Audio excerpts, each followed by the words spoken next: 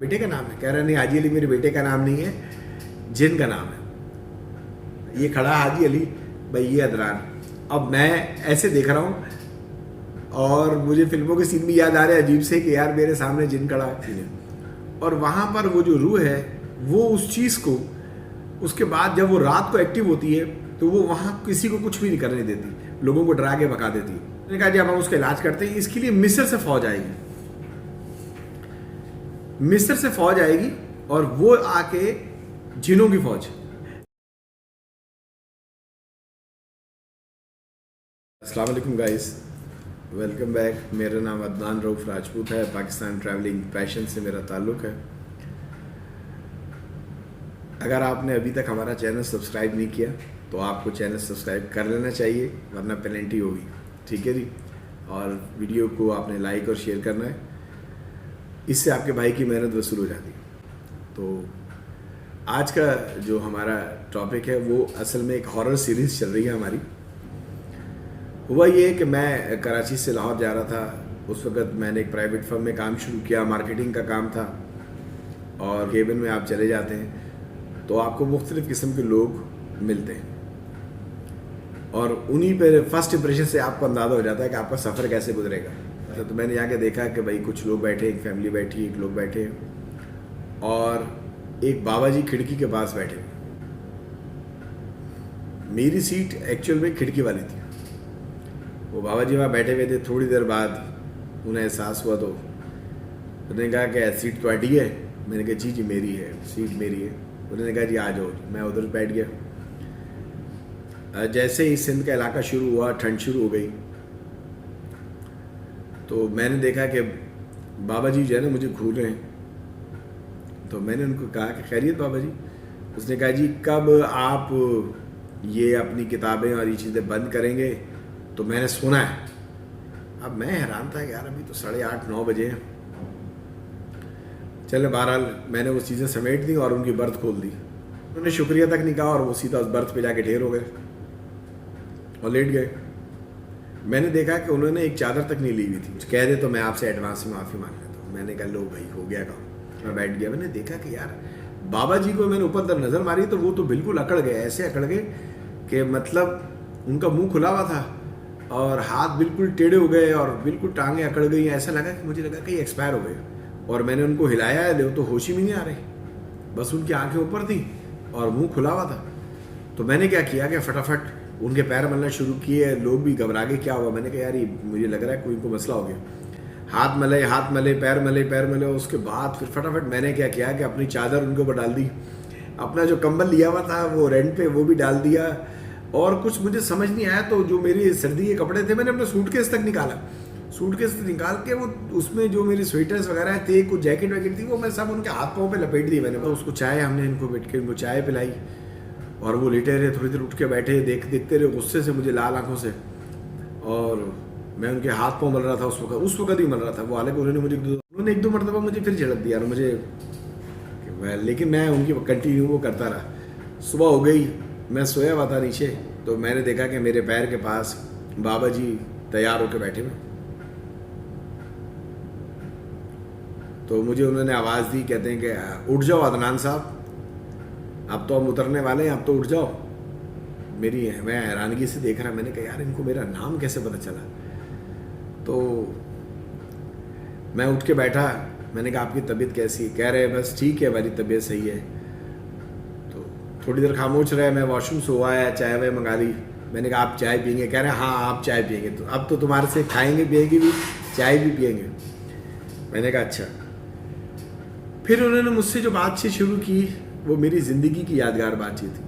उन्होंने कहा कि बेटा बात यह है कि जिस मंजिल का मैं मुसाफिर हूँ उसमें हम दुनिया से दूर रहते हैं। हम ऐसा रवैया अख्तियार करते हैं कि लोग हमसे दूर हो जाएं, लेकिन आपने मेरे इतने झड़कने के बावजूद मुझ पर रात को जो एहसान किया वो मैं याद रखूँगा। और हम किसी का एहसान रखते नहीं हैं। तो आपका जो मसला है, जो आपका चल रहा है सिलसिला, तो जो आपकी मंशा है वो आपकी पूरी हो जाएगी। लेकिन मसला ये हुआ है कि आपके साथ कुछ एक इल्म का मामला भी है और वो अभी आप वॉशरूम जाएंगे दोबारा तो वो आपका हल हो जाएगा। एक छोटा सा ऑपरेशन होगा। अरे मेरा तो घबरा गया फटाफट। میں نے کہا یار یہ تو دہاڑی باز ٹائپ کے آدمی لگ رہے ہیں مجھے, ابھی تھوڑی دیر میں مجھے بولیں گے کہ بھائی لاؤ وہ 5,000 روپے دو, لاؤ 2,000 روپے دو, لاؤ یہ فلانا ہو گیا, بکرا چڑھانا ہے, کیونکہ میں بڑا بھگت چکا تھا ماضی میں. تو انہوں نے کہا کہ یار وہ بات یہ ہے. میں نے کہا آپ کو میرا نام کیسے پتہ چلا؟ کہہ رہے وہ ہمیں پتہ چل جاتا ہے, وہ حاجی علی نے بتایا. میں نے کہا حاجی علی آپ کا بیٹے کا نام ہے؟ کہہ رہے نہیں حاجی علی میرے بیٹے کا نام نہیں ہے, جن کا نام ہے. اچھا میں اور ہو گیا. اب میں لوگوں کی طرف دیکھوں تو لوگ بالکل نارمل بیٹھے ہوئے. تو انہوں نے کہا کہ اصل میں حاجی علی کو دوبارہ بلاتے ہیں. اچھا میں بھی بڑا وہ ہو گیا کہ جی جن دیکھوں گا میں ابھی. انہوں نے اپنی جیب سے ایک ڈائری نکالی, لال کلر کی چھوٹی سی ڈائری تھی. اس پہ جو لکھاوٹ تھی وہ مجھے سمجھ نہیں آئی, وہ کس لکھاوٹ میں تھی. میں نے نہ اردو انگلش کچھ بھی نہیں تھا, وہ ٹیڑھے میڑھے نمبر لکھے ہوئے تھے بہت. انہوں نے ایک نمبر رکھا تھا جیسے وہ آپ کا موبائل ہوتا ہے نا, جیسے آپ ٹیلی فون ملاتے ہیں نمبر ایسے ایسے کر کے, اسی طرح یہ نمبر ہمارے ہیں. انہوں نے کچھ چیز پڑھی, اس کے بعد انہوں نے کہا کہ جی بولا وہ حاضر ہو گیا ہے. اور انہوں نے میرے متعلق بہت ساری باتیں بتائیں, میرے کارخانے کے متعلق, میرے گھر کے متعلق, میرے متعلق بتانا شروع کر دیا. اور وہ جو کارخانے کا مسئلہ جو میں ڈسکس کرتا تھا, انہوں نے کہا کہ مسئلہ یہ تھا یہاں ایک وقت میں کوئی ایک واقعہ ہے آپ کے کارخانے کا, کوئی جو کام کیا گیا وہ مکمل نہیں ہوا کسی دور میں, یہاں کچھ کیا کسی نے, اور وہاں پر وہ جو روح ہے وہ اس چیز کو اس کے بعد جب وہ رات کو ایکٹیو ہوتی ہے تو وہ وہاں کسی کو کچھ بھی نہیں کرنے دیتی, لوگوں کو ڈرا کے بھگا دیتی. میں نے کہا ہاں آپ کو میرے کارخانے کا کیسے پتہ چلا؟ اس نے کہا کہ یہ بات بھی بھائی حاجی علی نے بتائی. یہ کھڑا حاجی علی بھائی, یہ ادران. اب میں ایسے دیکھ رہا ہوں اور مجھے فلموں کے سین بھی یاد آ رہے ہیں عجیب سے کہ یار میرے سامنے جن کھڑا ہے. میں نے کہا جی اب ہم اس کا علاج کرتے ہیں. اس کے لیے مصر سے فوج آئے گی, مصر سے فوج آئے گی اور وہ آ کے جنوں کی فوج. تو انہوں نے کہا لیکن یہ کام اتنا بڑا ہوا تھا اور اتنا پلٹ گیا تھا کام کہ جیسے کسی کا علاج ہوا ہو اور وہ علاج مکمل نہیں ہوا, اور اس کے بعد وہ کام خراب ہو گیا اور وہ چیز وہ اس میں کسی کی ڈیتھ ہو گئی. تو یہ بہت پرانی بات ہے, آپ کو پتہ نہیں ہوگا. میں نے کہا اچھا جی. انہوں نے کہا مصر سے جنوں کی فوج آئے گی, وہ آ کے اس کا وہاں کام کرے گی, اس کے بعد آپ کے حالات اچھے ہو جائیں گے. میں نے کہا ٹھیک ہے. اس نے کہا جی آپ کا بھی آپریشن, آپ کے ساتھ کوئی معاملہ تھا تو اس کا ایک آپریشن ہوگا. میں نے کہا اچھا جی آپریشن ہوگا. کہہ رہے بس وہ حاجی علی اس کا آپریشن کر دو. میں بیٹھا دیکھ رہا ہوں ایسے کر کے حیران ہو کہ کہاں آپریشن, اور میں لوگوں کو بھی دیکھ رہا ہوں لیکن لوگ بہت نارمل بیٹھے ہوئے. انہوں نے کہا جی آپریشن ہو گیا آپ کا, اب آپ باتھ روم میں جائیں. تو آپ جب باتھ روم میں جائیں گے تو گھبرائیے گا مت, آپ کو لوز موشن ہوں گے لیکن ریڈ لوز موشن ہو گیا. میں نے کہا لو بھائی عدنان آج تو لٹ گیا, پھنس گیا, کوئی بتا کسی ایسے شودے باز کے ہاتھ میں آ گیا کہ اب تو کہانی کچھ اور ہوگی. میں واش روم گیا تو میں نے دیکھا مجھے لوز موشن ہوئے لیکن سارے ریڈ. میں تو بہت زیادہ ڈر گیا کہ یا اللہ یہ کیا ماجرا ہے. اور میں واپس آیا اور بڑی تکلیف سے میں واپس آ کے بیٹھا. انہوں نے کہا ہو گیا کام. میں نے کہا جی ہو گیا, لیکن یہ سب کچھ کیوں ہو رہا ہے؟ میں نے آپ کو بولا بھی نہیں. کہہ رہے نہیں یہ وہ احسان ہے جو رات کو آپ نے مجھ سے کیا.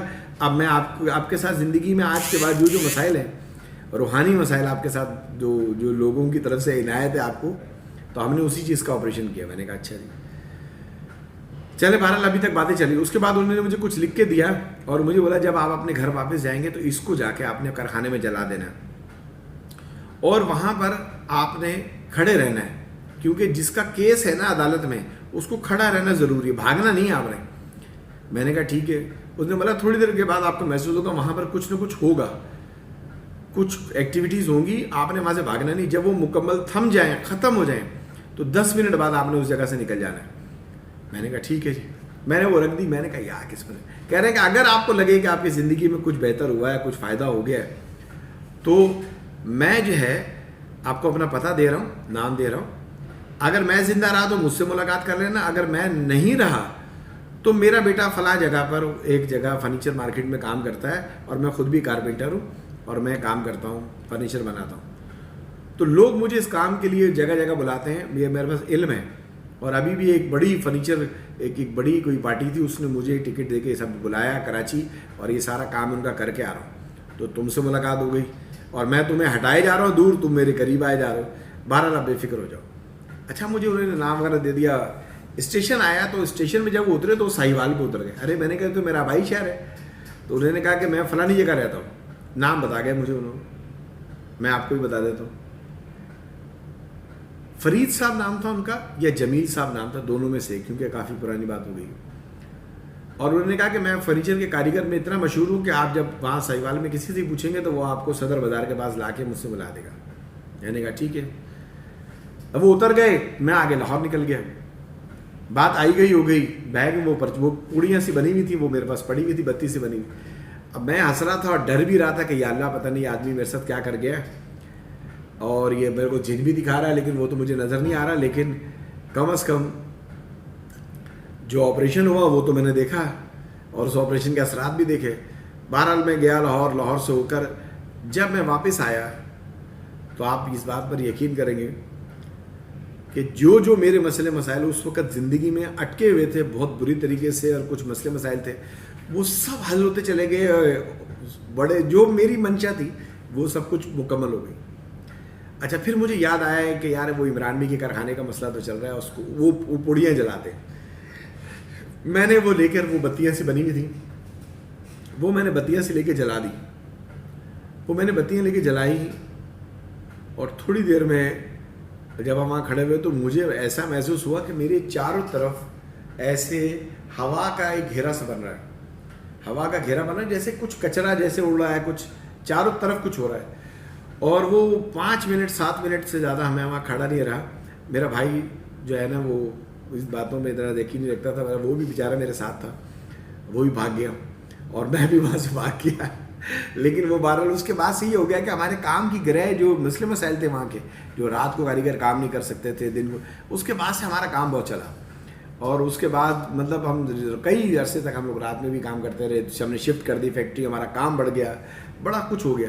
تو کچھ چیزیں ایسی ہوتی ہیں جو اس جگہ پر آپ کو پریشانی ہوتی ہے لیکن آپ اس کو سمجھ سکتے ہیں.